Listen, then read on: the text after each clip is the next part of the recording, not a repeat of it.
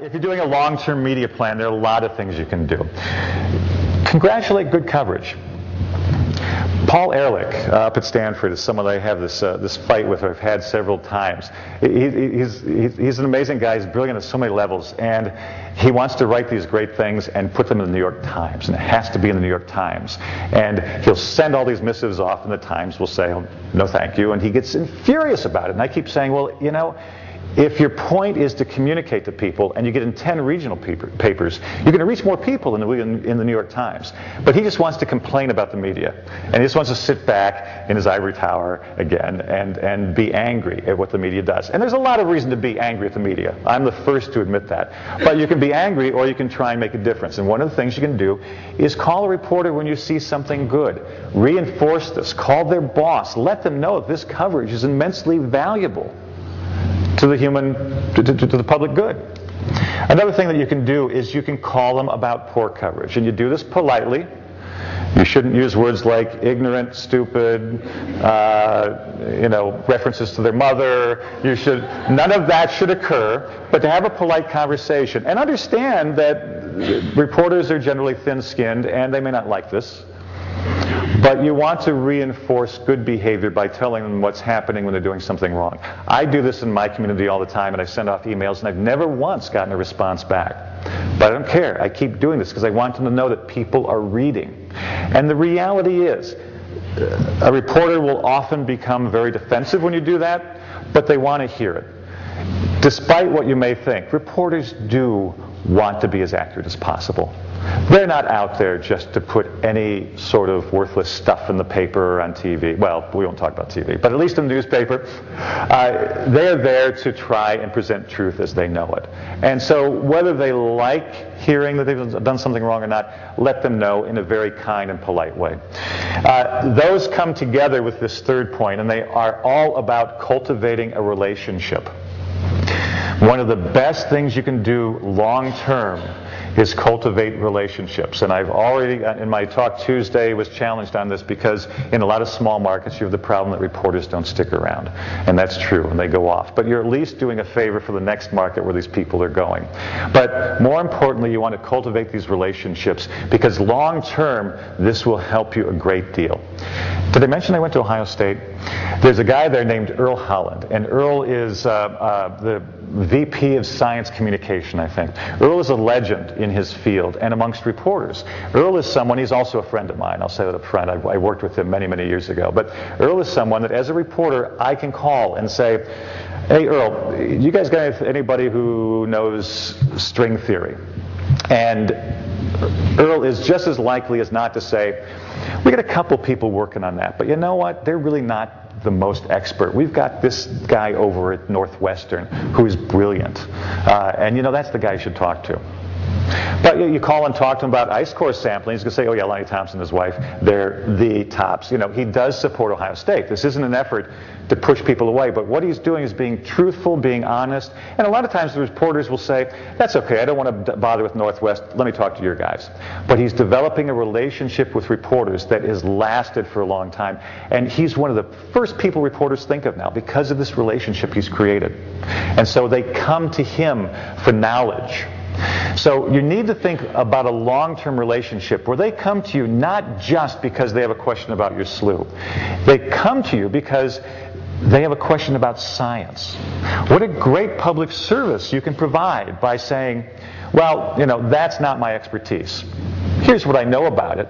Here's some papers you might want to look at. Here's an organization you might want to call. Here's someone you might want to talk to. You're developing a relationship. You can take a reporter to lunch. You can start this by simply saying, no, you can't take a reporter to lunch. Or you can't, you can buy personally. That's right. It's the whole government thing. You can't pay. I understand that. But take $5 out of your paycheck and pay this reporter and then put in a fake, well, never mind. Pay for the reporter to go to lunch. And often they'll say no, actually. But offer to do that. Take them out to lunch and have a conversation so that your first relationship building with this reporter isn't on deadline. It's not in a panic. It's when you have a moment to sit down and talk and get to know this person a little bit more. You want to give them a vested interest in talking to you and understanding your background. It's the devil you know versus the devil you don't. You want to become the devil that they know, and you're the one that they come to find out about information. Relationships are key to long-term media coverage. You want to become a trusted source for information. You want to be the person that they come to when they're looking for information on any science topic. And this is a tough one, but this is one I really push hard. You want to encourage your colleagues to do the same. We all know that some people are much better about this than others. Steve Schneider at Stanford is someone who's great at this. He has a paper called Mediaology, and I meant to try and find a link before I came, and I forgot. But if you search Schneider and Mediaology, you'll find it, and it's a paper written to scientists about why it's important to communicate science and how to go about it. And Steve's very good at this. And he says, you know, you're going to get out there and something stupid is going to happen. And somebody's going to say something that's wrong. You're going to get blasted at some point. You've got to accept that. It's a reality. But the other reality is 95% of the coverage that he gets is well-produced, contextual, it's sound science. So forget about the other 5%. Focus on the 95% that you're doing and that you're helping and communicating things. So encourage your colleagues to engage the media as much as you can. You want to put stories in terms of people and not data. People respond to people. They don't respond to data. It's a difficult concept because, you know, scientists are like journalists and we typically don't like people. So we like our numbers and we like to focus in on those little things that we do so well. People respond to people. And I'm not saying dumb it down. I totally disagree with news managers, and the consultants are doing that less and less, Bill. They really are, because they're beginning to realize that that just doesn't make sense. You scientists have an immense amount of knowledge. As you climb that ladder, that becomes more narrowly focused and more narrowly focused till you get to the top of that ladder. I was on Tuesday talking about this and mentioned string theory, and everybody went, huh? The smartest people don't know everything. So it's important to put stories in terms of people that other people can relate to. And as they become engaged in that story, it opens their head to more information. The New York Times the Wall Street Journal is famous for this. And there's a name, it's like Wall Streetization or something of stories on the front page. I'm getting the hook. I'll go fast. I won't even tell you that story. Okay. Identify local connections to climate change. I tell way too many stories, so this may take a while. Identify local connections to climate change. People relate to things close by. It's a big problem up in New England where I live. Well, Eastern New York, New England, we all sort of consider ourselves part of that elite group. One of the huge things every fall, of course, is leaf peeping. The people coming up to look at the trees, the beautiful maples and oaks and the colors that they represent when the leaves start falling. And it's incredible. And millions of dollars are spent. Try and get a hotel room up there for anything under $200-300. It's almost impossible. Well, it's one thing to talk about polar bears getting stranded on ice floes. And that's a horrible story, and I'm not in any way demeaning that. But people go, oh, that's so sad. And then they go about, driving their SUVs and filling up with the 50-gallon tanks.